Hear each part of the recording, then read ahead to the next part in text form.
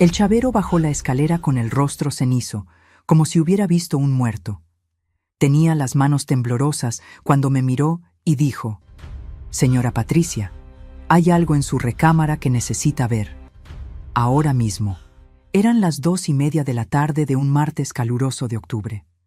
Yo llevaba 3 días sin poder entrar a mi propio dormitorio porque la cerradura se había trabado de forma extraña, justo después de que Vanessa, mi nuera, insistiera tanto en que las cambiara todas.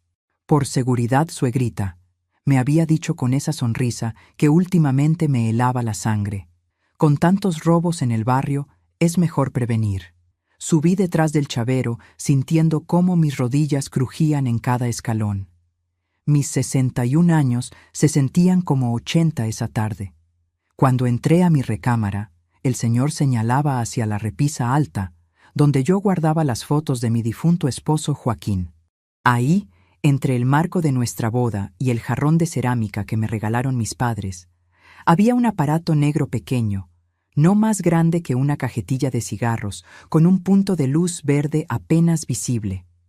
«Es una cámara, señora», susurró el chavero, como si alguien pudiera escucharnos. «Y está encendida. Mire, esa lucecita está transmitiendo. En vivo». El mundo se me volteó. Sentí cómo el aire se me atoraba en la garganta. Mis piernas se aflojaron y tuve que sostenerme del marco de la puerta. Durante 3 noches había dormido en el sofá de la sala porque supuestamente mi cerradura estaba descompuesta. 3 noches en las que Vanessa había venido a visitarme con las niñas, trayéndome comida, ayudándome a ordenar cosas, subiendo y bajando de mi recámara para buscar cobijas extras.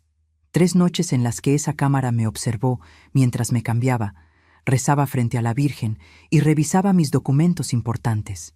¿Puede ver hacia dónde está transmitiendo? Mi voz sonó como la de una mujer mucho más vieja, quebrada, asustada. El chavero sacó su teléfono celular y en 10 minutos, con ayuda de su sobrino que entiende de tecnología, descubrimos algo que hizo que el suelo desapareciera bajo mis pies. La señal iba directamente a 2 dispositivos. Uno registrado a nombre de Vanessa Prieto de Márquez. El otro a nombre de Roberto Márquez Mendoza. Mi hijo, mi único hijo. El niño al que crié sola después de que su padre muriera de un infarto hace 8 años.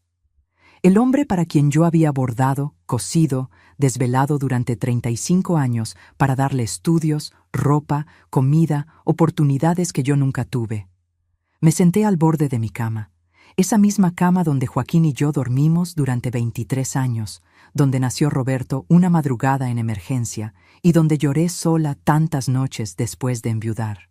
Y ahora descubría que mi propia intimidad había sido violada, que mi hijo y mi nuera me habían estado observando como si fuera un animal en un zoológico.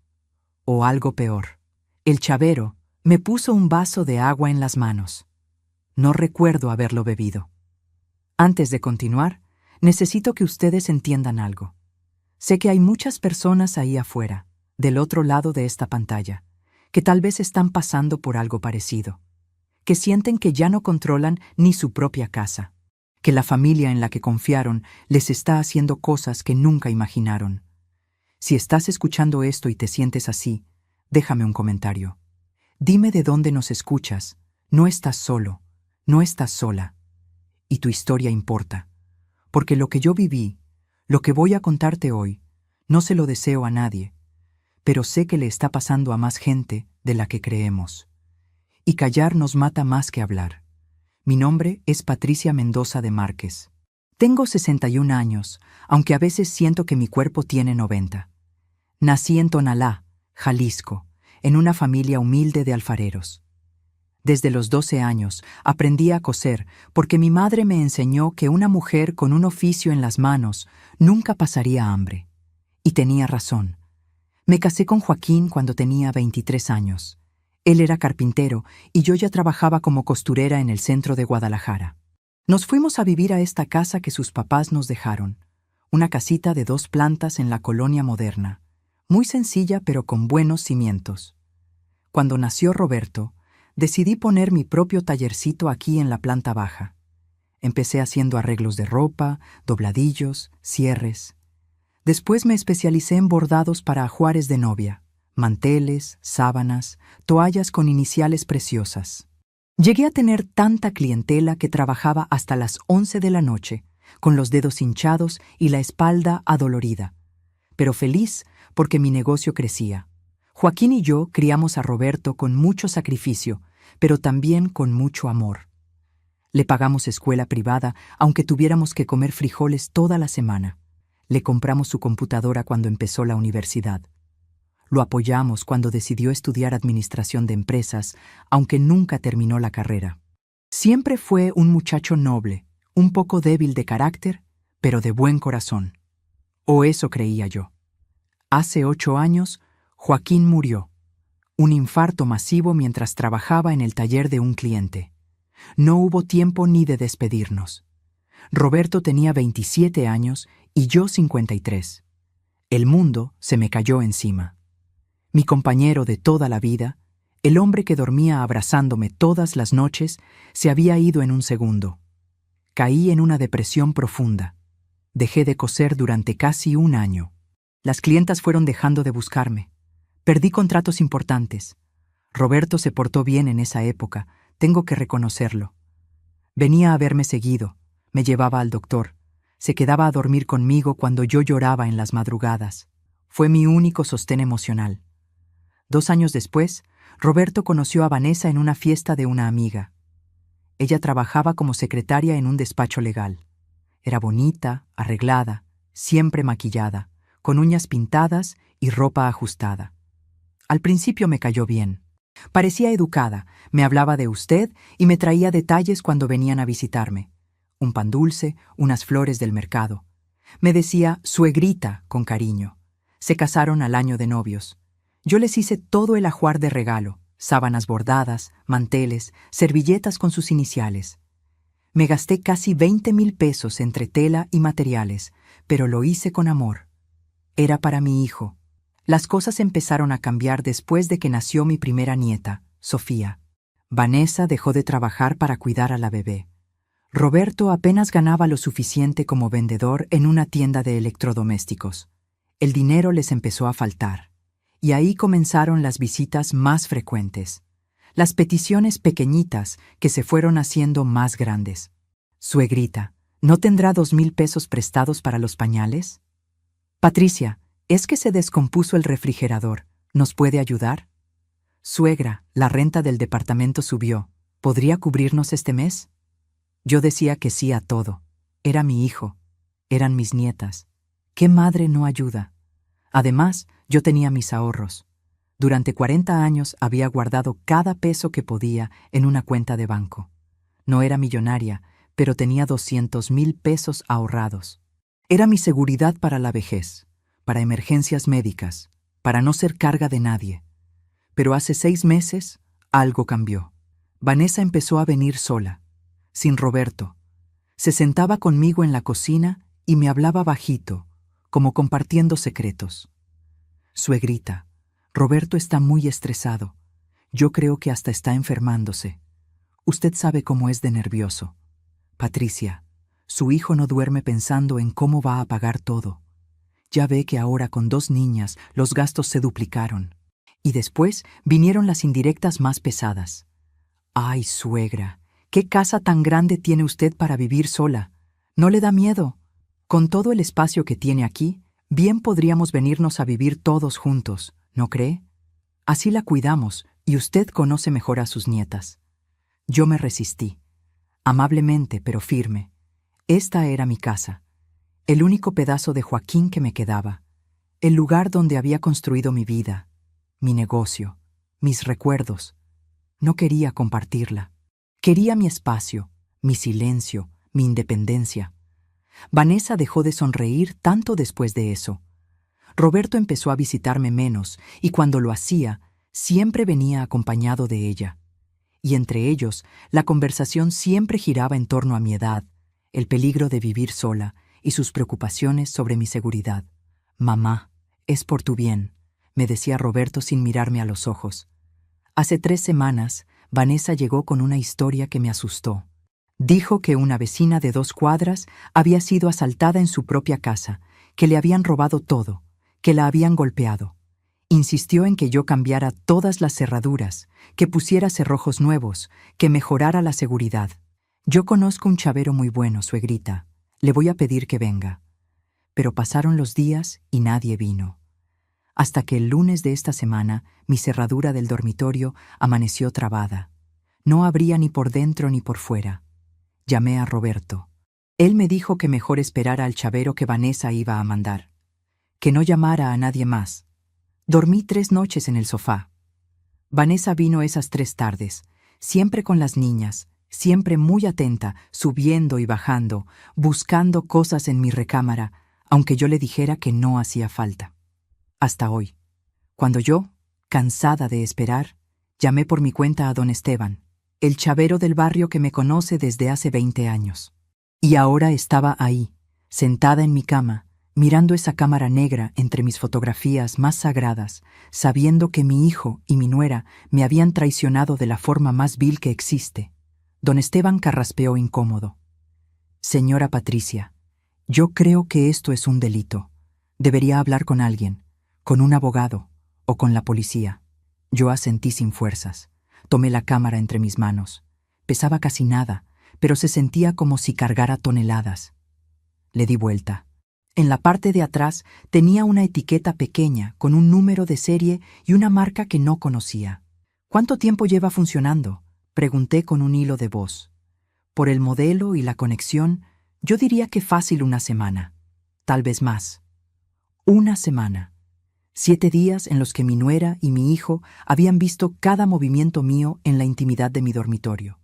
Habían visto dónde guardaba mis papeles. Habían visto mi libreta donde anoto mis claves del banco. Habían visto mis fajos de dinero en efectivo escondidos en el closet para emergencias. Habían visto mi cuerpo viejo desnudo al cambiarme el camisón. Sentí que iba a vomitar.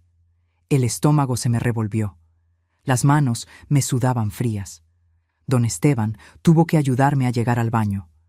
Me arrodillé frente al inodoro, pero solo salieron arcadas secas, dolorosas, que me dejaron temblando.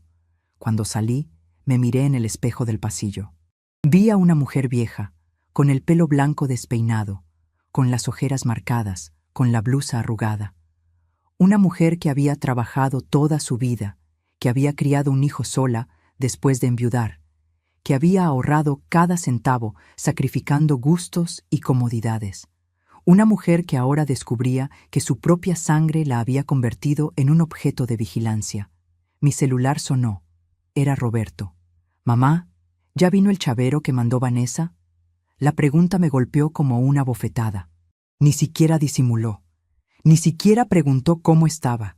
Solo quería saber si su plan había funcionado. «Sí, mijo», respondí con una calma que no sentía. «Ya vino. Ya quedó todo arreglado». «Ah, qué bueno. Oye, ¿y te cobró mucho?» Colgué sin responder. Las manos me temblaban tanto que el teléfono casi se me cae. Don Esteban bajó conmigo a la sala. Me preparó un té de azahar que encontró en mi cocina. Se sentó frente a mí como un padre preocupado, aunque él apenas es unos años mayor que yo. «Señora Patricia, yo no sé qué problemas tenga usted con su familia, pero esto no está bien. Esto es invasión de privacidad. Es violencia. Usted merece respeto». Las lágrimas empezaron a rodar por mis mejillas. No eran lágrimas suaves, eran lágrimas calientes, rabiosas, de impotencia absoluta. Porque don Esteban tenía razón. ¿Pero qué podía hacer yo? ¿Denunciar a mi propio hijo? ¿Alejar a mis nietas? ¿Quedarme completamente sola en este mundo? «No sé qué hacer», susurré. «Ya no sé qué hacer». Don Esteban me apretó la mano con cariño. «Lo primero es que descanse. Lo segundo es que piense bien. Y lo tercero es que no esté sola. ¿Tiene alguna amiga de confianza?» Pensé en Lupita y en Socorro, mis amigas del grupo de costura del centro comunitario. Hacía meses que casi no las veía porque Vanessa siempre encontraba excusas para que no saliera. Que hacía mucho calor, que el camión estaba muy lleno, que era peligroso andar en la calle a mi edad. Asentí débilmente. «Sí, tengo amigas. Llámelas y guarde esa cámara en un lugar seguro». Es evidencia. Cuando don Esteban se fue, me quedé sola en mi sala. El reloj de pared marcaba las 5:15 de la tarde. Afuera, los niños jugaban en la calle. Se escuchaban risas, gritos alegres, el rebote de una pelota. La vida normal de un barrio normal. Pero adentro de mi casa, adentro de mi pecho, todo estaba roto. Subí otra vez a mi recámara. Me paré frente a la repisa donde había estado la cámara. Miré las fotos de Joaquín. Fue en ese momento, mirando su rostro en nuestra foto de bodas, cuando algo dentro de mí se endureció. No iba a seguir siendo una víctima. No iba a dejar que me quitaran lo poco que me quedaba. No iba a permitir que mi hijo y mi nuera me robaran mi dignidad, mi patrimonio, mi vejez. Pero no sabía cómo. No sabía por dónde empezar. Solo sabía que estaba completamente sola, traicionada por la única familia que me quedaba, y que si no hacía algo pronto, terminaría perdiendo todo. Me senté en mi cama y lloré hasta que oscureció. Esa noche no dormí. Me quedé acostada en mi cama mirando el techo, escuchando los ruidos nocturnos de la casa, el crujir de la madera vieja, el tinaco que goteaba en la azotea, los perros del vecindario ladrando a lo lejos. Pero sobre todo escuchaba mi propia memoria, que me gritaba cosas que ya no podía ignorar. Roberto nació un 23 de agosto de 1990. Fue un parto complicado. Se me adelantó 3 semanas, y las contracciones me agarraron en plena madrugada. Joaquín quiso llevarme al hospital, pero yo no llegué ni a bajarme del carro.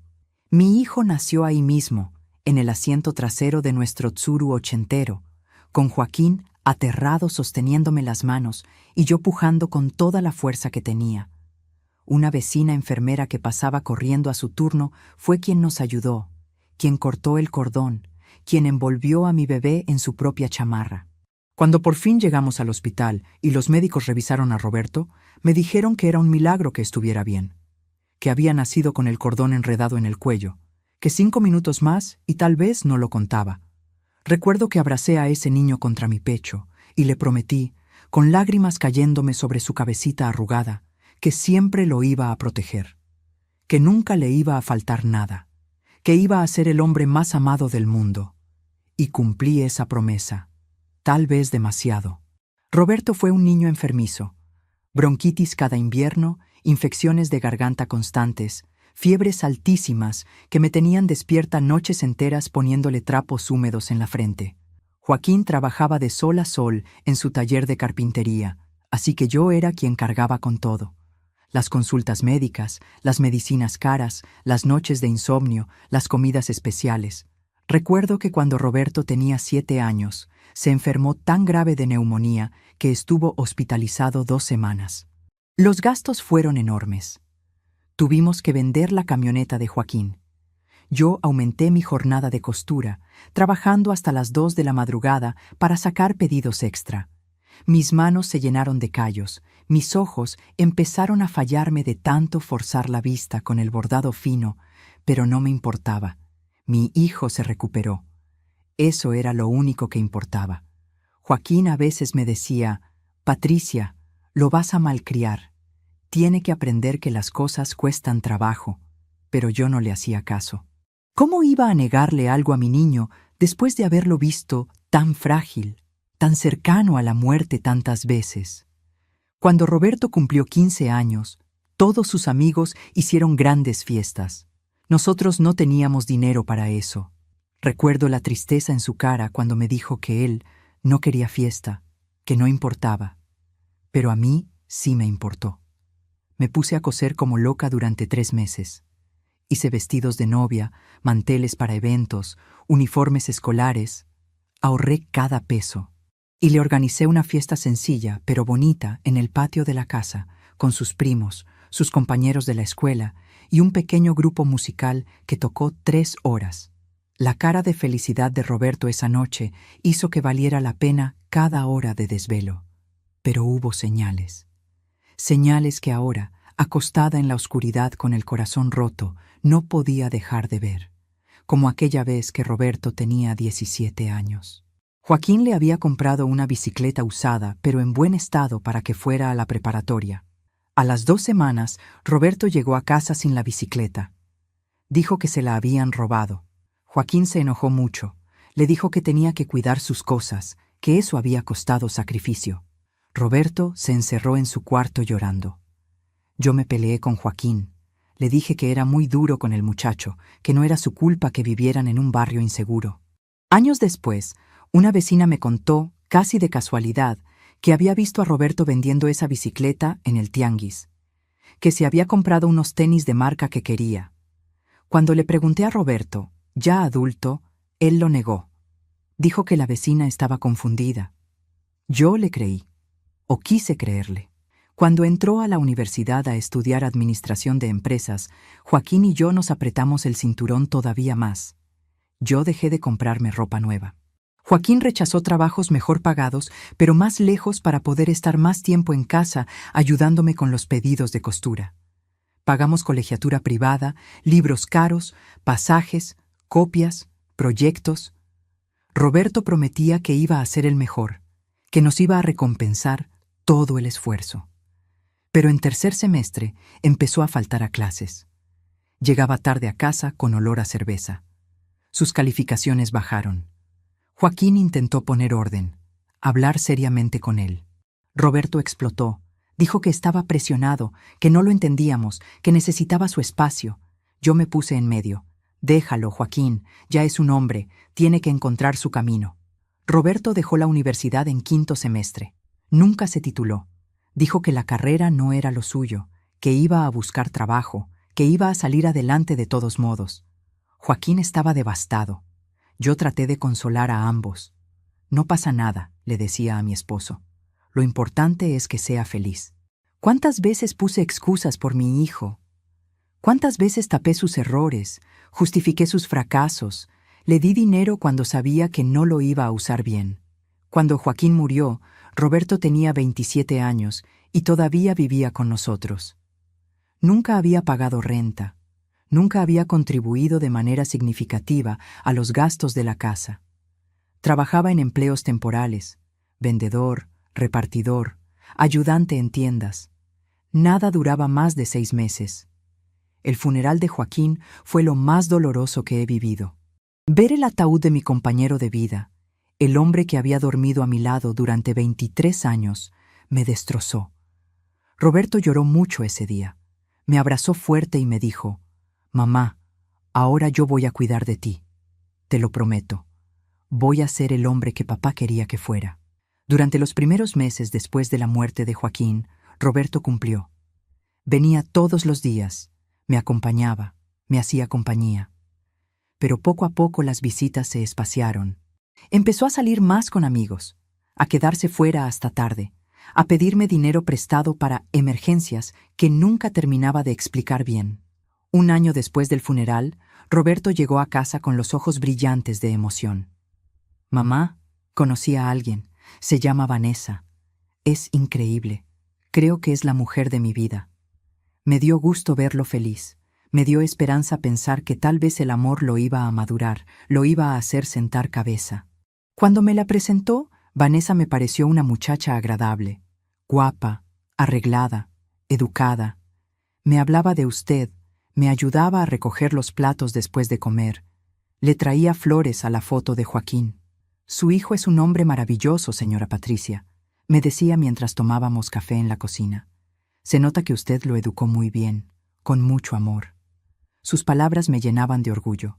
Finalmente, alguien veía en Roberto lo que yo siempre había visto, un buen hombre, noble, cariñoso. Pero hubo momentos extraños desde el principio, momentos que mi corazón registró pero que mi cabeza no quiso analizar. Como aquella tarde en que Vanessa llegó sola a visitarme, sin Roberto. Se sentó en la sala y empezó a hacerme preguntas sobre la casa. «¿Esta casa es suya completamente, señora Patricia? ¿No tiene deudas ni nada?» Yo le respondí con orgullo que sí, que Joaquín y yo habíamos terminado de pagarla 5 años antes de su muerte. «¡Qué afortunados!», dijo ella con una sonrisa rara. «Roberto es hijo único, ¿verdad? Entonces algún día todo esto será de él». La forma en que lo dijo me incomodó, como si ya estuviera haciendo cuentas, pero la descarté. Es solo una muchacha práctica, me dije. Piensa en el futuro de su relación. Cuando se casaron, la boda fue sencilla. Yo pagué el vestido de Vanessa y el traje de Roberto. Pagué el salón pequeño donde hicimos la fiesta. Pagué la comida para 80 invitados. Pagué la luna de miel de 3 días en Puerto Vallarta. En total me gasté cerca de 100,000 pesos, más de la mitad de mis ahorros de entonces. Joaquín, desde el cielo, debió haber gritado. Él siempre fue más cuidadoso con el dinero, más previsor. Pero yo quería ver feliz a mi hijo. Quería que su boda fuera especial, aunque no fuera lujosa. Vanessa me agradeció mucho. Me abrazó llorando el día de la boda y me dijo: «Señora Patricia, usted es la suegra que todas quisieran tener. La quiero como a una madre». Esas palabras me llenaron el pecho. Yo nunca había tenido una hija. Siempre quise una, pero después de Roberto tuve complicaciones y no pude volver a embarazarme. Vanessa se sentía como la hija que nunca tuve. Los primeros meses todo fue armonía. Me visitaban cada domingo, comíamos juntos, me contaban sus planes. Roberto había conseguido trabajo estable como vendedor en una tienda de electrodomésticos. Vanessa seguía trabajando en su despacho legal.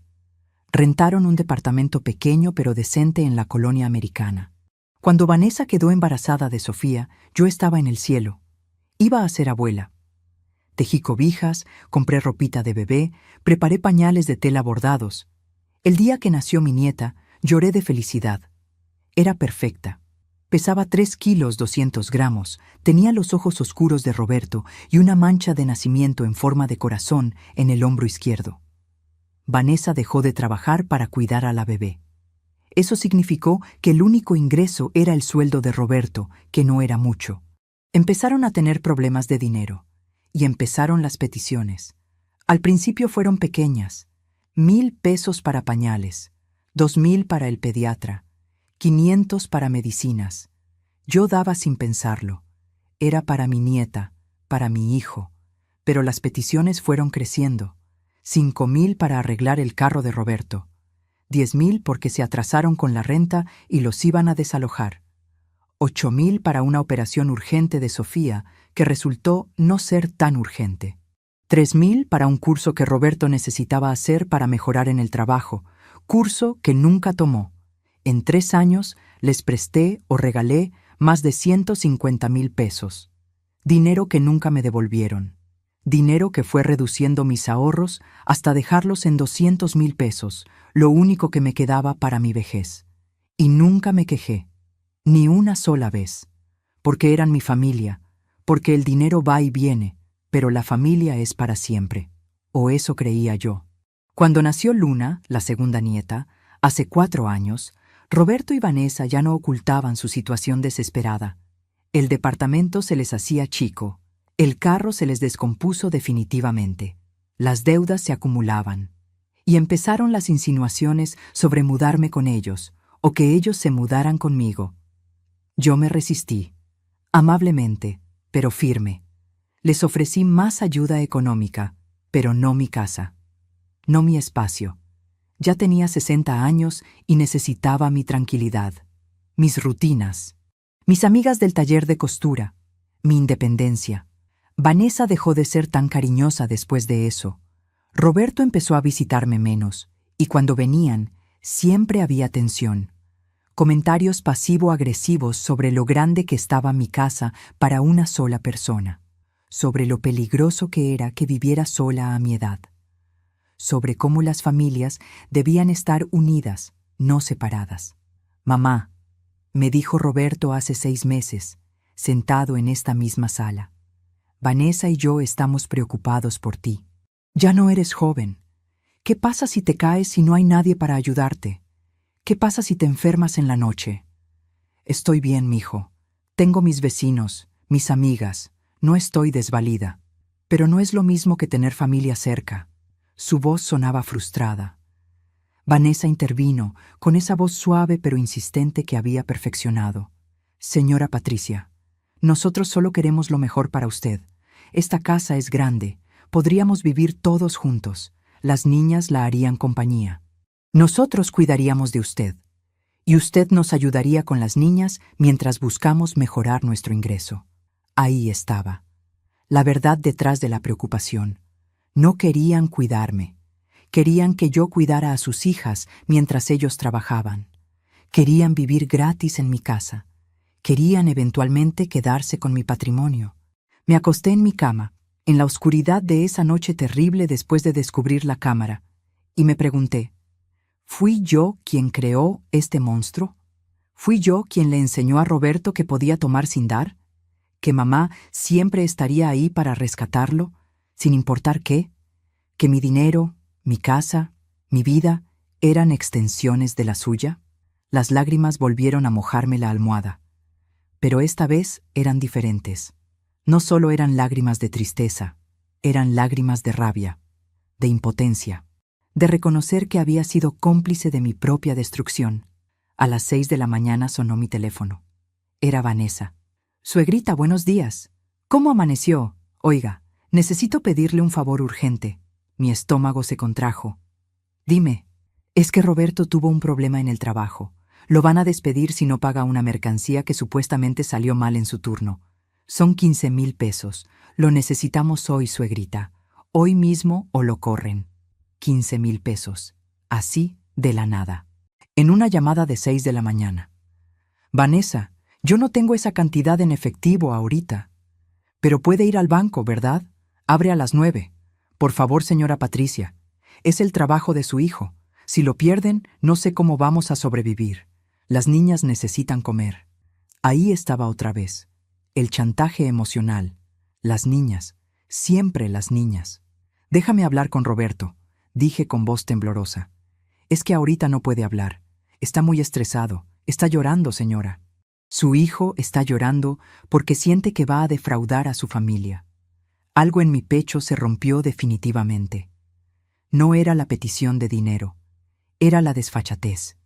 Era el descaro de pedirme 15,000 pesos el día después de que yo había descubierto que me habían espiado, violado mi intimidad, planeado quién sabe qué contra mí. Vanessa, dije con una calma helada que me sorprendió a mí misma, voy a pensarlo. Te llamo más tarde. ¿Pensarlo?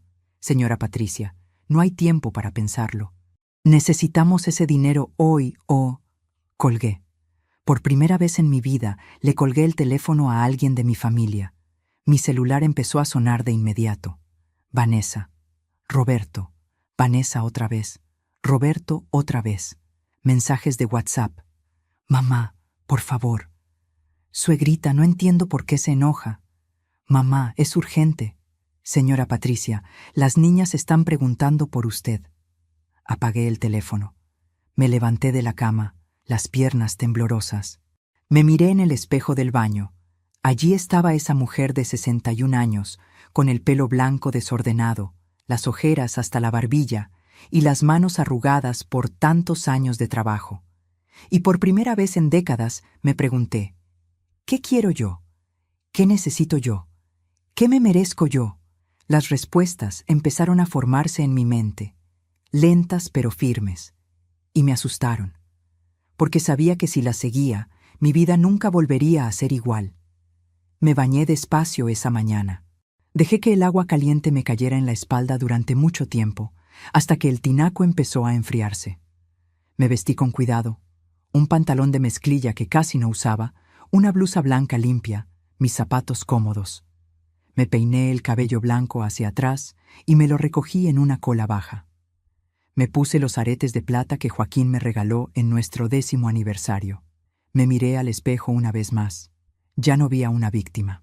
Vi a una mujer que había sobrevivido partos difíciles, que había levantado un negocio con sus propias manos, que había enviudado y no se había derrumbado, que había trabajado 40 años sin parar. Vi a una mujer que merecía respeto. A las 9 de la mañana encendí mi teléfono. Había 32 llamadas perdidas, 18 mensajes de WhatsApp, la mayoría de Vanessa y Roberto, algunos de números desconocidos. Uno de Lupita, mi amiga del taller de costura. Patty, ¿estás bien? Hace semanas que no vienes. Te extrañamos. Ese mensaje me rompió algo adentro. Algo bueno, esta vez. Me recordó que existía un mundo fuera de Roberto y Vanessa, que tenía amigas que me querían sin pedirme nada a cambio, que había vida más allá de ser madre y abuela. Le respondí a Lupita: «Hoy voy para allá. Necesito platicar contigo». No les respondí a Roberto ni a Vanessa. A las 10 de la mañana tomé mi bolsa, metí la cámara envuelta en una bolsita de plástico, mis documentos importantes y mi libreta donde anoto mis claves. Cerré la casa con llave y caminé las 6 cuadras hasta el centro comunitario donde nos reunimos las señoras del taller de costura. Hacía un calor húmedo terrible. El sol de octubre en Guadalajara puede ser inclemente. Sentía cómo el sudor me corría por la espalda, cómo mis rodillas protestaban en cada esquina. Pero no me importó. Cada paso me alejaba de esa casa que ya no se sentía como refugio, sino como prisión. Cada paso me acercaba a algo que todavía no podía nombrar, pero que se sentía como libertad. Cuando llegué al centro comunitario, Lupita y Socorro ya estaban ahí, junto con otras 4 señoras del grupo, todas cosiendo manteles para una feria de artesanías que organizaríamos en diciembre. Cuando me vieron entrar, Lupita soltó su aguja y corrió a abrazarme. «¡Pati! ¡Ay, comadre! ¡Qué gusto verte! Ya pensábamos que te habías olvidado de nosotras». El abrazo de Lupita olía a lavanda y a pan dulce. Era cálido, sincero, sin segundas intenciones. Me aferré a ella más tiempo del normal. Sentí que algo dentro de mí se aflojaba, como un nudo muy apretado que finalmente cedía. «Necesito hablar contigo», le susurré al oído. A solas. Lupita me miró con esos ojos oscuros suyos, llenos de sabiduría de sus 70 años bien vividos. Asintió. Le dijo a las demás que iba a llevarme a la cocina a preparar café para todas. En la cocina pequeña del centro, mientras Lupita ponía agua a hervir, yo saqué la cámara de mi bolsa. Se la mostré. Le conté todo. Desde el principio. Desde las peticiones de dinero hasta la insistencia de cambiar cerraduras. Desde las 3 noches durmiendo en el sofá hasta el descubrimiento del chavero. Lupita escuchó en silencio. Su rostro se fue endureciendo con cada palabra mía. Cuando terminé, ella tomó la cámara entre sus manos y la observó como si fuera una cucaracha venenosa. «Esto es un delito, Patricia. Lo sabes, ¿verdad?» «Lo sé. Y esto lo hizo tu hijo, tu propia sangre». «Lo sé». Lupita dejó la cámara sobre la mesa con cuidado, como si quemara. Se sirvió un vaso de agua del garrafón y se lo tomó completo antes de volver a hablar. «¿Qué vas a hacer?» Esa era la pregunta. La pregunta que me había estado atormentando toda la noche y toda la mañana. ¿Qué iba a hacer? ¿Confrontarlos? ¿Denunciarlos? ¿Perdonarlos? ¿Fingir que nada había pasado? No lo sé, Lupita. No sé qué hacer. Tengo miedo. ¿Miedo de qué? De quedarme sola, de perder a mis nietas, de que Roberto me odie, de envejecer sin familia. Lupita se sentó frente a mí y tomó mis manos entre las suyas. Sus manos estaban callosas también, marcadas por décadas de trabajo. Manos hermanas de las mías. «Patricia, escúchame bien. Lo que te voy a decir tal vez te duela, pero necesitas oírlo. Tú ya estás sola. Tu hijo ya no te respeta. Tus nietas las estás viendo solo cuando ellos necesitan algo de ti. Eso no es familia. Eso es explotación». Sus palabras me cayeron como piedras en el estómago. Quise protestar, defenderlos, pero no me salió nada, porque tenía razón. Todo lo que dijo era verdad. Tú mereces dignidad, comadre. Mereces vivir tus últimos años en paz, no siendo vigilada como criminal en tu propia casa. Y si poner límites significa perder a gente que solo te quiere por tu dinero, entonces no estás perdiendo nada de valor. Pero son mi familia. La familia que te respeta no te espía, no te roba, no te manipula. Patricia, yo sé que duele. Yo pasé por algo parecido con mi hijo mayor, ya te había contado, y fue lo más difícil que hice en mi vida, pero fue necesario. Y ahora, 10 años después, tengo paz. Y él aprendió. No volvimos a ser iguales que antes, pero aprendió a respetarme. Recordé entonces que Lupita efectivamente me había contado, hace años, que su hijo mayor la había estafado con un negocio falso, que le había sacado 100,000 pesos prometiéndole que los invertiría y le daría ganancias, que nunca vio ese dinero de vuelta, que tuvo que poner una demanda, que no le habló a su hijo durante 5 años. ¿Y cómo lo hiciste? ¿Cómo encontraste la fuerza? Lupita sonrió tristemente. No la encontré de golpe, fue poco a poco. Primero me enojé mucho, después lloré durante meses. Después busqué ayuda, abogado, psicólogo del DIF, mis amigas. Y un día simplemente me cansé de sufrir, me cansé de ser víctima, y decidí que yo también merecía vivir bien, que mi vida también tenía valor, no solo la de mi hijo. Esas últimas palabras resonaron en mi cabeza. Mi vida también tiene valor. ¿Cuándo había sido la última vez que yo pensé en mi propia vida como algo valioso, como algo que merecía protección? Nos quedamos en silencio un rato largo. Se escuchaba el bullicio de las otras señoras en el salón principal, sus risas, sus conversaciones.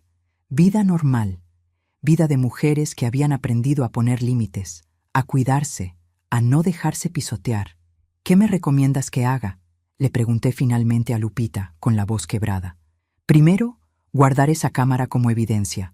Segundo, ir con un abogado para asesorarte. No necesariamente para demandar, pero para saber cuáles son tus derechos y opciones. Tercero, revisar todos tus documentos, escrituras, cuentas de banco, testamentos si tienes, papeles importantes. Asegurarte de que todo esté en orden y solo a tu nombre. Y cuarto, muy importante, no estar sola en tu casa. Quédate aquí unos días, o en mi casa, o invita a alguien de confianza a quedarse contigo. Cada sugerencia de Lupita era sensata, práctica, pero también aterradora, porque significaba reconocer que estaba en peligro, que mi propio hijo era una amenaza. Yo no tengo dinero para abogados caros, Lupita. Conozco uno que trabaja en el DIF, hace consultas gratuitas para adultos mayores. Es buena gente. Si quieres, te acompaño mañana. Asentí, incapaz de hablar. Las lágrimas volvieron a brotar, pero esta vez no las detuve. Lloré ahí, en esa cocina pequeña del centro comunitario, mientras Lupita me abrazaba como la hermana que nunca tuve. Cuando me calmé, volvimos al salón principal. Las señoras me recibieron con alegría, sin hacer preguntas incómodas. Me dieron café, pan dulce, me pusieron al día sobre los chismes del barrio. Me hicieron reír con historias de sus nietos, sus achaques, sus discusiones con vecinos. Por 2 horas me sentí normal. Me sentí parte de algo sano. Me sentí yo misma. A la 1 de la tarde sonó mi teléfono. Roberto. Esta vez contesté. Mamá, ¿dónde estás? Hemos ido a tu casa y no estás. Estamos preocupadísimos. Su voz sonaba ansiosa. Pero yo ya no podía distinguir si era preocupación real o preocupación porque habían perdido el control sobre mí. Estoy bien, Roberto. Estoy con unas amigas. Pero mamá, necesitamos hablar. Lo del dinero es urgente. ¿Ya fuiste al banco? Ahí estaba. Ni siquiera preguntó cómo estaba realmente. Ni siquiera se disculpó por las llamadas insistentes. Solo quería saber del dinero. No, Roberto, no fui al banco. Silencio del otro lado. Un silencio pesado, incómodo. ¿Qué? ¿Por qué no? Mamá, te expliqué que es urgente. ¿No te importa que me despidan? Algo dentro de mí se endureció, como cemento que finalmente fragua después de estar líquido mucho tiempo. Necesito que vengan a la casa esta noche. Tú y Vanessa. A las 7. Solos, sin las niñas. ¿Para qué? Mamá, si nos vas a dar el dinero podemos pasar ahorita mismo. A las 7, Roberto. En mi casa. Solos. Es importante. Colgué antes de que pudiera seguir hablando. Mis manos temblaban, pero no de miedo, de algo parecido a la determinación. Lupita me miró con aprobación. Bien hecho, comadre. Pasé el resto de la tarde con mis amigas. Cosimos un poco, hablamos mucho. Socorro, que es médica jubilada, me habló sobre derechos de los adultos mayores, sobre la ley de protección, sobre recursos que yo desconocía. Lupita me escribió en un papelito el nombre y teléfono del abogado del DIF. A las 5 de la tarde regresé a mi casa. El camino de vuelta fue diferente al de ida. Mis pasos eran más firmes. Mi espalda estaba más derecha. Seguía teniendo miedo, pero ahora ese miedo venía acompañado de algo más poderoso: claridad. Cuando abrí la puerta de mi casa, todo estaba como lo había dejado, pero se sentía diferente, como si viera el lugar con ojos nuevos. Vi las paredes que Joaquín y yo pintamos juntos. Vi los muebles que compramos con tanto sacrificio. Vi las fotografías de mi vida en cada rincón.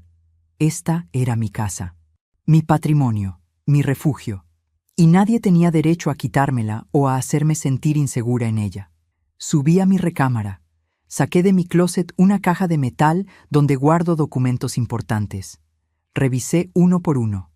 La escritura de la casa, a mi nombre. Los estados de cuenta del banco, solo yo como titular. Mi testamento viejo, donde Roberto era el único heredero. Los papeles de la pensión de Joaquín que ahora yo recibo. Mis propios ahorros, 200,000 pesos que me quedaban después de años de ayudas a mi hijo. Guardé todo en mi bolsa. No iba a dejar nada de valor en la casa hasta entender qué estaba pasando realmente. Después busqué en los demás cuartos. ¿Habría más cámaras? Revisé con cuidado el baño, la sala, la cocina, el cuarto de costura. No encontré nada. Al parecer la única cámara era la del dormitorio, la más íntima, la más invasiva. A las 6:30 me preparé un té de tila. Me senté en la sala a esperarlos. El corazón me latía tan fuerte que sentía el pulso en las sienes. Pero no iba a echarme para atrás. Ya no. A las 7 en punto sonó el timbre. Respiré hondo. Me paré. Caminé hacia la puerta. La abrí. Roberto y Vanessa estaban ahí, en el escalón de entrada. Roberto se veía cansado, ojeroso, con la camisa arrugada. Vanessa llevaba un vestido ajustado y tacones, como si viniera de algún lugar importante. Ambos me miraron con expresiones que no pude descifrar del todo. Ansiedad, tal vez, o algo más oscuro. «Pasen», les dije con voz firme. Entraron a la sala. Se sentaron en el sofá, uno junto al otro. Yo me senté en la silla frente a ellos, la silla donde solía sentarse Joaquín a leer el periódico cada mañana. Me sentí respaldada por su espíritu, por su memoria, por todo lo que él y yo construimos juntos. Saqué de mi bolsa la cámara. La puse sobre la mesita de centro, entre ellos y yo. El rostro de Vanessa se puso pálido. Roberto abrió los ojos desmesuradamente. «¿Qué es eso?», preguntó Roberto, pero su voz sonaba falsa. Sonaba a culpa. «Ustedes saben perfectamente qué es. La encontró el chavero cuando abrió mi recámara. Estaba escondida entre mis fotografías, transmitiendo en vivo, hacia sus teléfonos». El silencio que siguió fue tan denso que podía sentirse físicamente. Vanessa miró a Roberto. Roberto miró al suelo. «Mamá, yo puedo explicar». «No quiero explicaciones, Roberto. Quiero la verdad. ¿Por qué? ¿Por qué me hicieron esto?». Vanessa recuperó la compostura primero. Siempre había sido más rápida, más calculadora. «Señora Patricia, era por su seguridad. Estábamos preocupados. Queríamos asegurarnos de que estuviera bien, que no le pasara nada». «Mentira». Mi voz salió más fuerte de lo que esperaba. Si fuera por seguridad, me lo hubieran dicho, me hubieran pedido permiso. Esto fue a mis espaldas. Esto fue para espiarme, para vigilarme, para controlarme. Roberto levantó la vista. Vi lágrimas en sus ojos, pero ya no me conmovieron. Ya había visto demasiado. Ya había entendido demasiado. «Mamá, nosotros solo queríamos saber dónde guardabas tus cosas importantes, para protegerte, para que si te pasaba algo, supiéramos qué hacer». Y ahí estaba, la verdad debajo de las lágrimas. No querían cuidarme. Querían saber dónde estaba mi dinero, mis documentos, mis ahorros, mi testamento. Me paré de la silla. Los miré desde arriba, sintiendo cómo algo antiguo y doloroso se rompía dentro de mí, pero también cómo algo nuevo y fuerte empezaba a crecer en su lugar. «Quiero que se vayan de mi casa, ahora mismo». «Mamá, por favor, déjanos explicar. Fuera, los dos, ya». Vanessa se paró rápidamente, con los ojos llenos de rabia apenas contenida. Roberto se quedó sentado, llorando, suplicando con la mirada. «Mamá, No podés hacernos esto. Somos tu familia. Soy tu hijo. Un hijo no espía a su madre. Un hijo no invade su intimidad. Un hijo no la trata como si fuera un objeto que controlar. Así que por ahora no sé qué eres, pero necesito que te vayas. Los acompañé hasta la puerta. Vanessa salió primero, furiosa, sin voltear. Roberto se quedó en el umbral, mirándome con ojos suplicantes. ¿Y el dinero? ¿Me vas a ayudar o no? Esa pregunta final fue como una puñalada. Incluso en ese momento, incluso después de ser descubierto, lo único que le importaba era el dinero. No, Roberto, no te voy a ayudar. No esta vez. No nunca más. Cerré la puerta en su cara. Puse el cerrojo. Me recargué contra la madera y me dejé caer al suelo, llorando con fuerza, con dolor, pero también con algo parecido al alivio. Por primera vez en décadas, había dicho que no. Había puesto un límite. Había elegido mi dignidad sobre el miedo a estar sola, y aunque me dolía como nada antes me había dolido, sabía que era el primer paso hacia algo necesario, hacia salvarme a mí misma. Esa noche dormí en el sofá de la sala.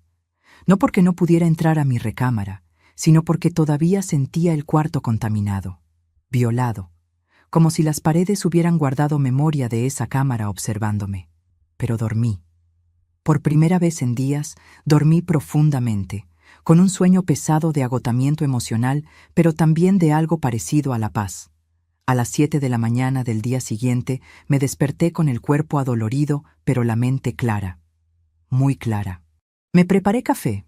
Me senté en la mesa de la cocina con una libreta y un bolígrafo, y empecé a hacer una lista. Lista de lo que necesitaba hacer. 1. Ir con el abogado del DIF. 2. Revisar mi testamento y cambiarlo. 3. Cambiar todas las cerraduras de la casa, pero ahora con chavero de mi confianza. 4. Revisar mis cuentas bancarias y crear una nueva que Roberto no conozca. 5. Hablar con mis vecinos de confianza. 6. Documentar todo lo que había pasado. 7. Decidir qué hacer con la casa. Ese último punto me dolía solo de pensarlo.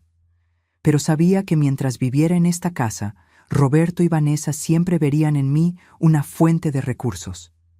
Siempre sentirían que tenían derecho sobre mi espacio, mi vida, mi dinero. A las 9 de la mañana llamé a Lupita. Quedamos de vernos a las 11 en las oficinas del DIF, donde su amigo abogado nos recibiría. Antes de salir, revisé mi celular. 27 mensajes de WhatsApp. Roberto, Vanessa, números desconocidos que seguramente eran de ellos con otros teléfonos. Los mensajes empezaban suplicantes y terminaban amenazantes. Roberto. Mamá, perdón, por favor, hablemos, te amo. Vanessa. Señora Patricia, creo que está malinterpretando todo. Deberíamos aclarar esto como familia. Roberto. Mamá, contéstame. Estoy desesperado. Vanessa. No puede tratarnos así. Somos su familia. Tenemos derechos. Roberto. Si no me ayudas, voy a perder mi trabajo. ¿Eso es lo que quieres? Vanessa. Señora Patricia, las niñas están llorando. Preguntan por su abuela. ¿No le importan sus propias nietas? Y finalmente, el mensaje que confirmó todo lo que yo ya sabía. Roberto. Mamá, esa casa es mía por derecho. Es mi herencia. No puedes negarnos lo que ya es nuestro. Leí ese último mensaje 3 veces. Es mía por derecho. Es mi herencia. Ya es nuestro. Yo todavía estaba viva. Todavía respiraba, caminaba, pensaba. Pero para ellos, yo ya era solo un obstáculo entre ellos y mi patrimonio. Ya me tenían enterrada. Ya habían repartido mis cosas. Bloqueé todos los números. A Roberto, a Vanessa, a los desconocidos. Bloqueo total. El silencio después del bloqueo fue hermoso, liberador. El licenciado Ernesto Campos era un hombre de unos 50 años, de aspecto serio pero amable, con lentes gruesos y una sonrisa tranquilizadora. Nos recibió en su oficina pequeña del DIF, con paredes llenas de diplomas y carteles sobre derechos de adultos mayores. Le conté todo. Le mostré la cámara. Le mostré los mensajes de WhatsApp antes de bloquearlos. Le mostré mi libreta donde tenía anotado cada peso que le había prestado o regalado a Roberto en los últimos años. 230,000 pesos en total. El licenciado Campos me escuchó sin interrumpir, tomando notas. Cuando terminé, se quitó los lentes y me miró con una mezcla de compasión y firmeza. Señora Patricia, lo que le hicieron es un delito. Se llama intervención de comunicaciones privadas. También podría configurarse como violencia familiar patrimonial y psicológica. Usted tiene derecho a denunciar ante el Ministerio Público. No quiero meter a mi hijo a la cárcel, dije inmediatamente, sintiendo cómo el pecho se me apretaba. Lo entiendo, y no necesariamente terminaría ahí. Pero sí necesita protegerse legalmente. Le recomiendo 3 cosas urgentes. 1. Hacer una denuncia al menos para que quede registro.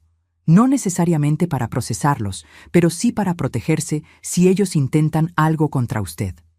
2. Cambiar su testamento inmediatamente, dejando todo bien especificado. Y 3. Considerar seriamente vender esa casa y mudarse a un lugar donde ellos no tengan acceso fácil a usted. Esas palabras me cayeron como un balde de agua fría. ¿Vender mi casa? ¿La casa donde viví 30 años? ¿Donde nació mi hijo? ¿Donde murió mi esposo? ¿Donde construí mi vida? Lupita me apretó la mano. Comadre, es solo una opción. Piénsalo. Salimos del DIF 2 horas después con varios documentos. Un formato para hacer la denuncia. Información sobre casas de transición para adultos mayores en situación de violencia familiar. Y el contacto de una notaría que hacía testamentos a bajo costo. ¿De verdad crees que deba vender mi casa?, le pregunté a Lupita mientras caminábamos hacia la parada del camión. Creo que debes pensar en tu tranquilidad, Patty. Una casa es solo paredes y techo. Tu paz mental vale más que cualquier propiedad. Esas palabras me acompañaron todo el camino de regreso. Durante los siguientes 5 días, actué con una determinación que no sabía que tenía. El lunes fui a la notaría. Cambié mi testamento. Ahora la casa se dividiría en 3 partes. Una tercera parte para Roberto, pero solo podría reclamarla cuando yo muriera y bajo ciertas condiciones que establecí con el notario. Otra tercera parte para crear un fideicomiso para la educación de mis nietas, que podrían acceder a él solo cuando cumplieran 18 años. Y la última tercera parte para donarla a una fundación de apoyo a mujeres mayores víctimas de violencia familiar. Firmé esos documentos con mano temblorosa, pero firme. Roberto seguiría siendo mi heredero, pero ya no lo sería todo para él. Y sobre todo, ya no podría disponer de mi patrimonio como si fuera suyo mientras yo siguiera viva. El martes fui al banco. Con ayuda de un ejecutivo joven y paciente, abrí una cuenta nueva en otra institución que Roberto desconocía. Transferí 150,000 pesos a esa cuenta nueva. Dejé solo 50,000 en la cuenta vieja, la que Roberto conocía, por si acaso intentaba algo. El miércoles contraté a don Esteban para que cambiara todas las cerraduras de la casa. Cerrojos nuevos, llaves nuevas, sistemas más seguros. Costó 4,500 pesos, pero valió cada centavo. Le di juegos de llaves solo a don Esteban y a Lupita, a nadie más. El jueves hablé con mis vecinos de más confianza. Doña Carmen de la casa de al lado, don Raúl del otro lado y la familia Jiménez de enfrente. Les expliqué, sin entrar en detalles escabrosos, que estaba teniendo problemas familiares. Que si veían a Roberto o a Vanessa merodear por mi casa cuando yo no estuviera, me avisaran. Todos me prometieron estar pendientes. Doña Carmen hasta me abrazó llorando y me dijo: «Señora Patty, usted nos ha ayudado tanto a todos con arreglos de ropa durante años. Ahora nos toca a nosotros cuidarla». El viernes hice algo que nunca pensé que haría. Llamé a una agencia inmobiliaria. Pedí que vinieran a valorar mi casa. El agente llegó el sábado por la mañana. Era un muchacho de unos 30 años, muy profesional, con tablet y cámara. Recorrió la casa completa, tomó medidas, tomó fotografías. Al final se sentó conmigo en la sala y me dio el veredicto. «Señora Mendoza, esta propiedad está en una zona muy revalorizada. La colonia moderna se ha puesto muy de moda. Casas como esta, de 2 plantas, con buen mantenimiento, se están vendiendo entre 2,800,000 y 3,200,000 pesos. Me quedé sin aire. 3 millones de pesos. Yo había pensado que mi casa valdría tal vez 1 millón. 1,5 millones. Pero 3 millones era una cantidad que ni siquiera podía imaginar. Si decide vender, yo puedo conseguirle compradores en menos de un mes. Hay mucha demanda, añadió el muchacho entusiasmado. Le agradecí y le dije que lo pensaría. Cuando se fue, me senté en mi silla de la sala y lloré. Lloré por todo lo que esa casa representaba, pero también vi, con claridad aterradora, que esa casa era lo que mantenía a Roberto y Vanessa atados a mí. No era amor, era codicia. Mientras yo ejecutaba mi plan en silencio, Roberto y Vanessa empezaron a desmoronarse. El lunes por la tarde, después de que cambié mi testamento, Roberto apareció en mi casa. Tocó el timbre insistentemente, golpeó la puerta, gritó desde la calle. «¡Mamá! ¡Abre! Sé que estás ahí. Tenemos que hablar». Yo estaba adentro, paralizada de miedo, pero firme en mi decisión. No abrí. Llamé a doña Carmen, y ella salió a decirle que se fuera o llamaría a la policía. Roberto se fue aventando patadas a las piedras de la calle, maldiciendo. El martes, Vanessa intentó otra estrategia. Llegó con las niñas. Las escuché desde adentro. «Niñas, toquen el timbre, llamen a su abuelita, digan que la extrañan». Las voces de Sofía y Luna, mis nietas preciosas, llamándome «abuelita, abuelita», desde la calle me rompieron el alma. Quise salir corriendo a abrazarlas, pero sabía que era una trampa, que apenas abriera la puerta, Vanessa entraría y volvería a tomar control. Me quedé adentro, llorando en silencio, mordiéndome el puño para no gritar. Después de media hora, Vanessa se fue. La escuché decirles a las niñas, «Su abuelita ya no las quiere, ya no le importan». Esas palabras fueron como cuchillos. Pero no abrí, no podía. El miércoles, después de que cambié las cerraduras, Roberto intentó entrar con su llave vieja. Lo escuché desde mi cuarto. Metió la llave, intentó girarla. No funcionó. Intentó otra vez, y otra, y otra. «Mamá, cambiaste las cerraduras. ¿En serio? Soy tu hijo. Tengo derecho a entrar a esta casa». Don Raúl, mi vecino, salió a encararlo. «Joven, su mamá le pidió que se fuera. Respétela, si no, llamo a la policía». Roberto se fue echando maldiciones, pero lo vi por la ventana. Estaba llorando. No de tristeza, de rabia, de impotencia. El jueves, Vanessa cambió de táctica otra vez. Me dejó mensajes de voz en el teléfono de la casa, el que no había bloqueado porque no sabía cómo hacerlo. «Señora Patricia, creo que está cometiendo un gran error. Roberto y yo solo queríamos protegerla, pero si así quiere vivir, sola y amargada, adelante. Solo que no venga llorando cuando necesite ayuda y no haya nadie para usted. Las familias no se tratan así». Borré los mensajes, pero me temblaban las manos. El viernes, Roberto apareció en el centro comunitario donde yo estaba con mis amigas del taller de costura. Entró, hecho una furia, delante de todas las señoras.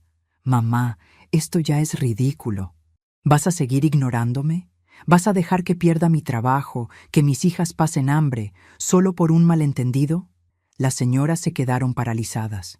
Lupita se paró inmediatamente, poniéndose entre Roberto y yo. «Joven, esta no es forma de hablarle a su madre. Retírese o pedimos que llamen a la policía». «¿Y usted quién es? ¿La amiguita que le está llenando la cabeza de ideas? Esto es asunto familiar». Don Merced, el coordinador del centro, un señor grande y serio de 75 años, se acercó. «Muchacho, tu madre pidió espacio. Dale espacio. Vete». Roberto me miró con ojos llenos de resentimiento. «Está bien, mamá. Si así quieres jugar, vamos a jugar. Pero acuérdate que yo soy tu único hijo, que yo soy tu única familia, y que todo lo que tienes algún día será mío de todos modos». Salió del centro azotando la puerta. Yo me quedé temblando. Las señoras me rodearon, me abrazaron, me dieron agua. «Ese muchacho está perdido», dijo Socorro, moviendo la cabeza. «Y tú hiciste bien en alejarte, Patricia». El sábado por la noche, después de que el agente inmobiliario me dio la valoración de la casa, tomé una decisión que nunca pensé que tomaría. Llamé al muchacho de la agencia. Quiero vender la casa, pero quiero que sea rápido y discreto. Perfecto, señora Mendoza. Yo me encargo de todo. Esa noche, acostada en mi cama nueva en la recámara que ya no sentía contaminada, lloré por todo lo que estaba dejando ir, pero también sentí, por primera vez en meses, que estaba recuperando mi vida. La explosión final llegó el domingo. Roberto y Vanessa aparecieron juntos, esta vez con documentos en la mano. Tocaron el timbre. Yo abrí la puerta solo una rendija, con la cadena de seguridad puesta. Mamá, tenemos que hablar. Ahora. Es importante. No hay nada de qué hablar, Roberto. Vanessa dio un paso adelante. Señora Patricia, trajimos papeles de un psicólogo. Creemos que usted está mostrando signos de demencia senil. Estamos muy preocupados. Creemos que necesita evaluación médica y tal vez un tutor legal. Me quedé helada. Ahí estaba, el plan real. Declararme incapaz mentalmente para quitarme el control de mi dinero, mi casa, mi vida. No estoy demente.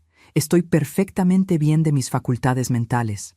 Entonces, ¿por qué nos está haciendo esto?, gritó Roberto. Cambiaste las cerraduras. No contestas nuestras llamadas. Nos corriste de tu vida. Eso no es normal en una persona cuerda.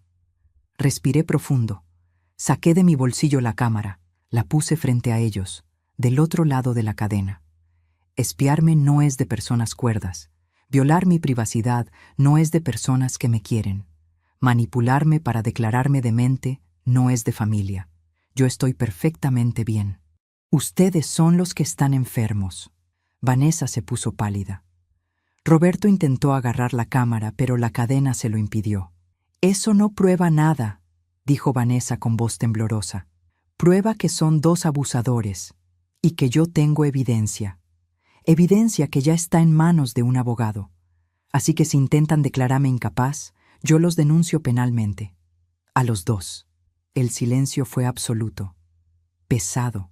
Peligroso. Roberto me miró con un odio que nunca había visto en sus ojos. Eres una malagradecida. Después de todo lo que hicimos por ti. ¿Qué hicieron por mí? ¿Espiarme? ¿Sacarme dinero durante años? ¿Tratarme como si ya estuviera muerta? Eso no es hacer algo por alguien, Roberto. Eso es abusar. Te di un nieto, gritó, como si eso fuera un favor que me debiera. Te di la vida, respondí con voz quebrada pero firme. Y cada día de los últimos 61 años trabajé para darte la mejor. Pero se acabó. Ya no más. Cerré la puerta.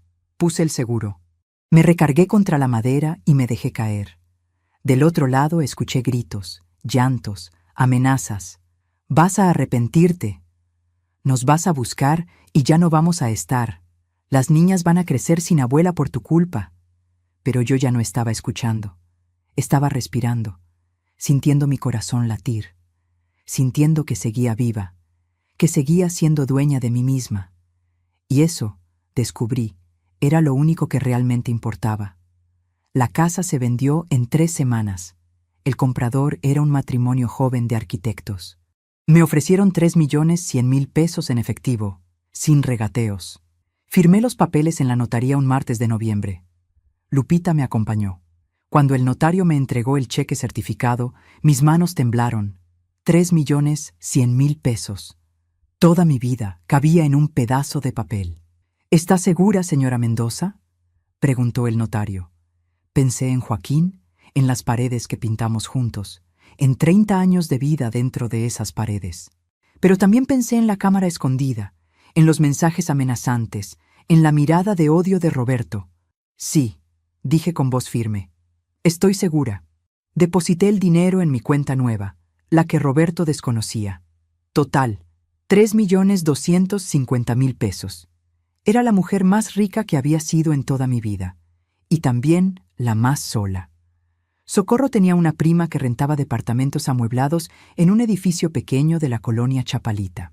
3 pisos, 6 departamentos, todos habitados por personas mayores. Había un conserje de tiempo completo y cámaras de seguridad. El departamento era pequeño, una recámara, sala-comedor, cocina integrada, un baño. Pero tenía seguridad, paz y anonimato. La renta era de 7.500 pesos mensuales.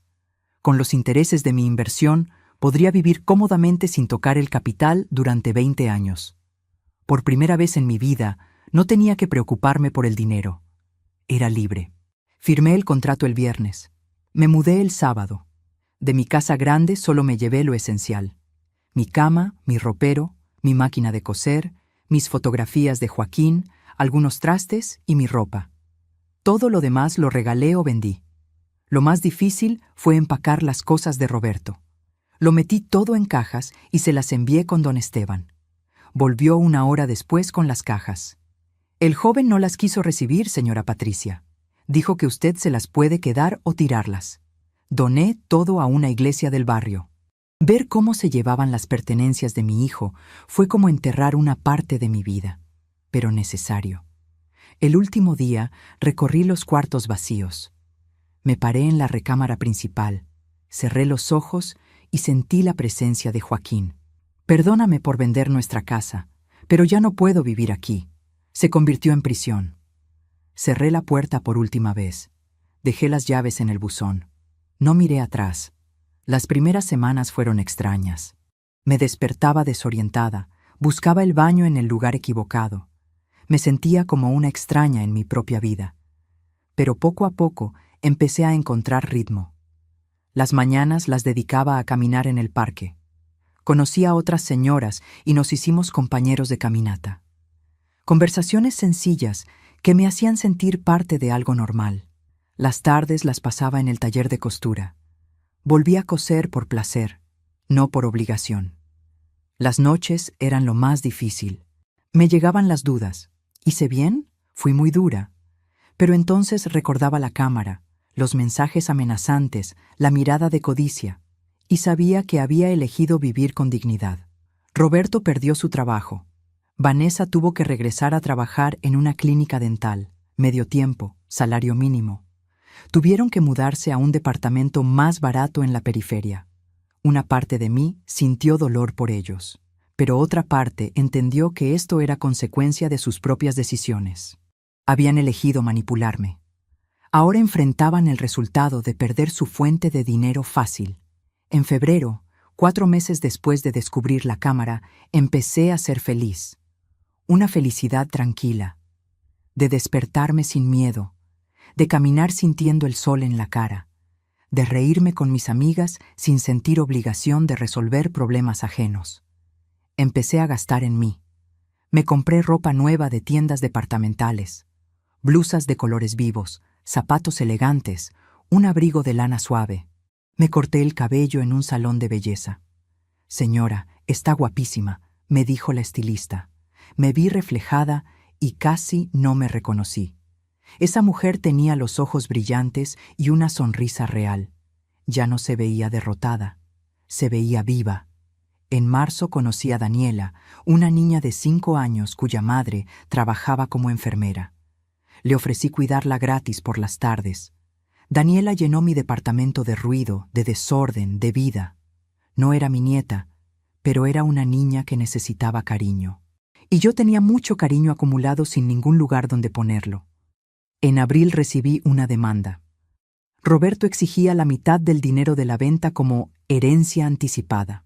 El licenciado Campos leyó la demanda y sonrió. «Esto no tiene fundamento legal. Vamos a presentar contrademanda por la cámara espía y el acoso». El juez desechó la demanda de Roberto en 10 minutos y le puso una orden de restricción. Salí del juzgado sintiéndome ligera. Una tarde de junio, Lupita llegó con un pastel. «Felices 62 años, Patty». Había olvidado mi cumpleaños. Lupita, Socorro, doña Cristina, Mónica y hasta el conserje entraron con regalos pequeños. «Señora Patty, sople su velita, pida un deseo», gritó Daniela. Me paré frente a ese pastel, rodeada de personas que me querían sin esperar nada a cambio, y sentí que pertenecía, que importaba. Soplé la velita, no pedí ningún deseo, porque ya lo tenía todo. Esa noche miré alrededor de mi departamento pequeño, mis fotografías de Joaquín, mi máquina de coser, el dibujo de Daniela en el refrigerador. Esta no era la vida que había planeado, pero era mi vida, elegida por mí, construida por mí, protegida por mí, y era suficiente. Era libertad. Han pasado 2 años desde aquella tarde terrible en que don Esteban encontró la cámara escondida en mi recámara. 2 años que se sienten como una vida entera. Hoy es domingo. Tengo 63 años recién cumplidos. Me desperté con el sol entrando por la ventana de mi departamento. Mi cuerpo se despierta descansado, sin los nudos de ansiedad que me acompañaron durante décadas. Me preparé café y pan dulce. Me senté en mi pequeña terraza viendo el parque. Los pájaros cantaban. Una pareja de ancianos caminaba tomada de la mano. Vida sencilla, vida tranquila, vida mía. A las 9 llegó Daniela con su mamá Mónica. La niña ya tiene 7 años. Me abraza con una fuerza que todavía me sorprende. Señora Patty, hoy es nuestro día de parque, ¿verdad?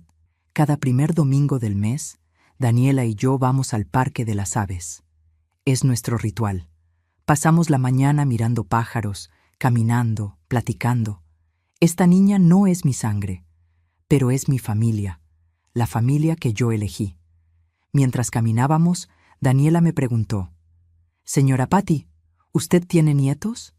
«Sí, tengo 2 nietas, Sofía y Luna». «¿Y por qué nunca las veo?» Nos sentamos en una banca. «Porque a veces las familias se separan, mi niña.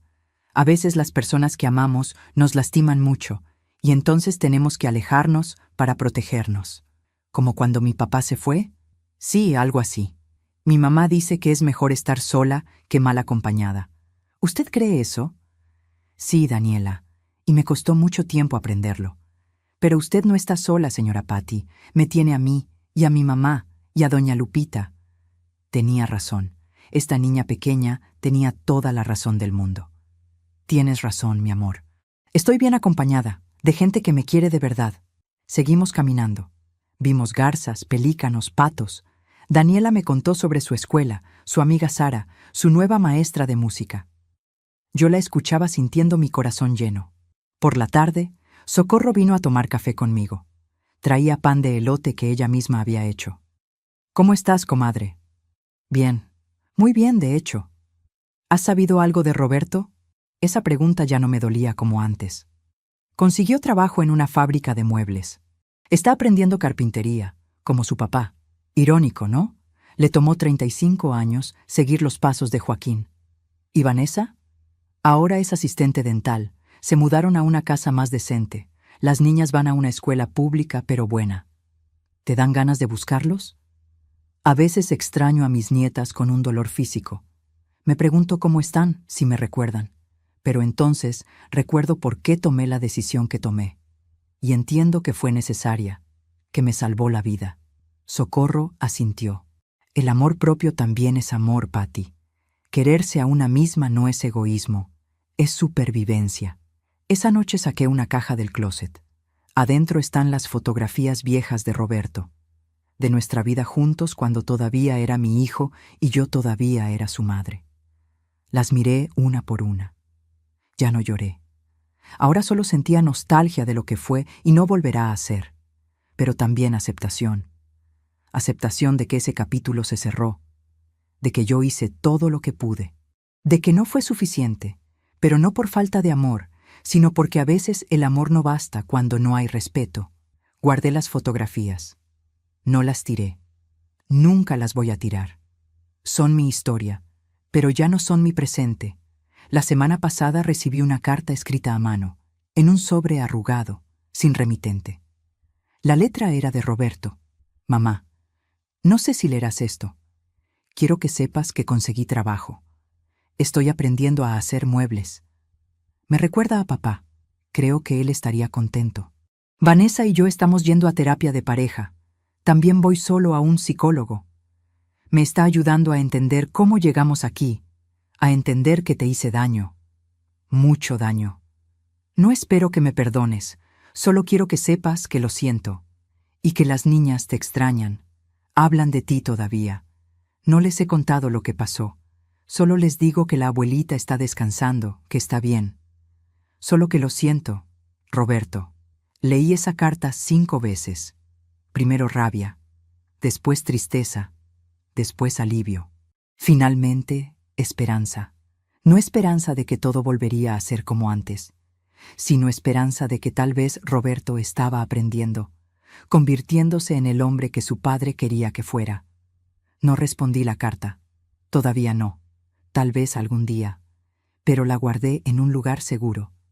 Porque a pesar de todo, una parte de mí siempre será su madre. Y esa parte, aunque ya no manda en mi vida, todavía existe. Todavía espera que algún día, cuando estemos listos los dos, podamos hablar. Con límites claros, con respeto mutuo, o tal vez no. Y también está bien. Hoy, viendo el atardecer desde mi terraza, me doy cuenta de algo. Soy feliz. No perfectamente feliz. No sin cicatrices, pero feliz de una forma profunda y real. Tengo 63 años. Mi cuerpo me duele más que antes. Mis rodillas crujen. Mi cabello es completamente blanco, pero también tengo cosas que antes no tenía. Tengo paz. Tengo dignidad. Tengo amigas verdaderas. Tengo a Daniela y a Mónica. Tengo mis caminatas matutinas. Tengo mi taller de costura donde ahora bordo por placer. Tengo un departamento pequeño pero mío. Tengo libertad. Y sobre todo, me tengo a mí misma. Por primera vez en 63 años, me puse a mí primero. Elegí mi bienestar sobre la culpa. Elegí mi seguridad sobre el miedo a estar sola. Elegí mi dignidad sobre el amor condicionado. Y esa elección me salvó la vida. Si estás escuchando esta historia, quiero que sepas algo. Si tu familia te trata como si ya no tuvieras valor, como si tu única función fuera dar dinero, dar casa, dar todo sin recibir nada más que migajas de atención, si te sientes usada, manipulada, invisible, escúchame bien, no es normal, no está bien, y no tienes que aguantarlo. Yo sé que da miedo, sé que piensas, pero es mi hijo, es mi familia. Yo también pensaba eso. Durante años justifiqué, perdoné, aguanté. Porque me enseñaron que las madres dan todo, que las madres sacrifican todo. Pero nadie me enseñó que las madres también somos personas, que también tenemos derecho a vivir nuestros últimos años con paz, que también merecemos respeto y dignidad. Tú mereces más, mereces que te traten con respeto, mereces vivir sin miedo. Mereces que tu familia te quiera por quien eres, no por lo que tienes. Y si tienes que alejarte para protegerte, no eres mala madre. No eres egoísta. Eres valiente, eres fuerte, eres una sobreviviente. Yo perdí a mi hijo cuando puse límites. O tal vez nunca lo tuve realmente. Y cuando esa ilusión se rompió, aunque dolió como nada antes, pude finalmente respirar. No te digo que sea fácil. Fue lo más difícil que he hecho. Lloré durante meses, dudé 1000 veces, pero resistí. Busqué ayuda, encontré personas que me apoyaron sin juzgarme, y poco a poco volví a ser yo misma. Si necesitas escuchar esto, te creo. Lo que te están haciendo es real, no estás exagerando, estás siendo lastimada. Y tienes derecho a defenderte. Busca ayuda. Habla con un abogado, con el DIF, con tus amigas. No te quedes callada. El silencio nos mata más que las palabras. Y si tienes que empezar de nuevo, aunque dé miedo, hazlo. Porque del otro lado de ese miedo está la vida, tu vida, la que mereces. Tú importas. Tu vida tiene valor. No eres un banco, no eres una sirvienta. Eres una persona completa, valiosa, digna de amor verdadero. Y si nadie más te lo dice hoy, estoy orgullosa de ti, por atreverte a reconocer que algo no está bien. Ese es el primer paso, y es el más valiente. Les pido un favor. Si esta historia les tocó el corazón, compártanla. Tal vez alguien necesita escuchar que no está sola, que hay salida, que hay esperanza. Cuéntenme su historia si quieren. Yo los leo, y no están solos. Suscríbanse al canal para más historias como esta, y sobre todo, cuídense, quiéranse. Pónganse primero, porque ustedes también merecen vivir sus últimos años con dignidad, con paz, con amor verdadero. Yo soy Patricia. Tengo 63 años. Perdí mi casa grande, pero gané mi libertad. Perdí a mi hijo, pero me encontré a mí misma. Y ahora, por primera vez en décadas, estoy viviendo. De verdad viviendo. Y si yo pude, tú también puedes. Gracias por escucharme. Y recuerda, nunca es tarde para elegirte a ti. Nunca.